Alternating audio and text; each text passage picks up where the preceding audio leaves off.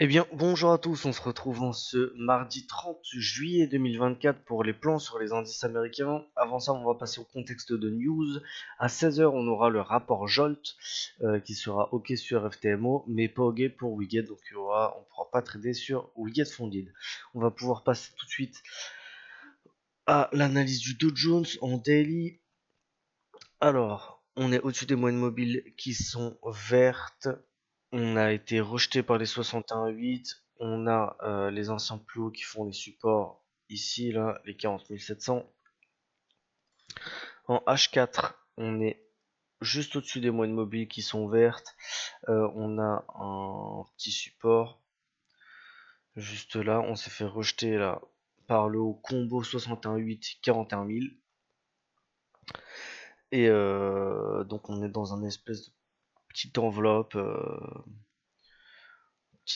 de prix. En H1, on est juste au-dessus de moyennes mobiles qui sont vertes mais assez plates. On a en espèce des squeeze des bandes de Bollinger qui commencent à se refermer euh, l'une sur l'autre.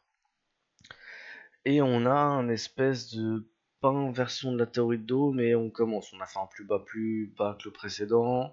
On a fait un plus haut plus bas que le précédent. Donc on va commencer à vérifier ça.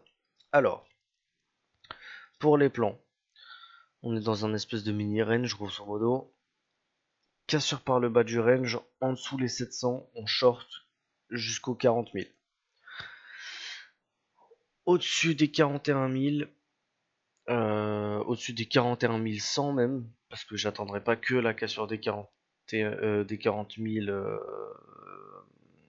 900 et quelques, mais j'attendrai le 61,8 plus les 41 100. Au-delà de ça, on continue de payer 61,8 ou 100%. Entre les deux, je considère que c'est une zone grisée, je fais rien du tout. À part s'il y a un méga rebond de l'espace et il y a un 61,8 là-dedans, mais vu la taille, ça m'étonnerait. Donc, voilà pour ce qui était des plans sur le Dow Jones. Pour le Nasdaq, on est sous les moyennes mobiles qui sont vertes, qui sont complètement plates, qui pointent au sud. On a une belle zone support, les 18 900. En H4, on est sous les moyennes mobiles qui sont rouges. À part la zone support, on n'a rien d'autre à dire. En H1, on se rend compte qu'on est dans un espèce de petit range. On est dans les moyennes mobiles qui sont rouges. Et le range est entre les 19 350 et les 18 900. Donc, bam bam bam. Comment on va travailler ça? On vient chercher le bad range, un setup de retournement. On paye. On casse le range. On inverse entre guillemets la théorie de dos. Cassure pullback, on paye. Si je suis dans le range, vu que les moyennes mobiles sont quand même très plates, est-ce que j'ai envie de shorter ça?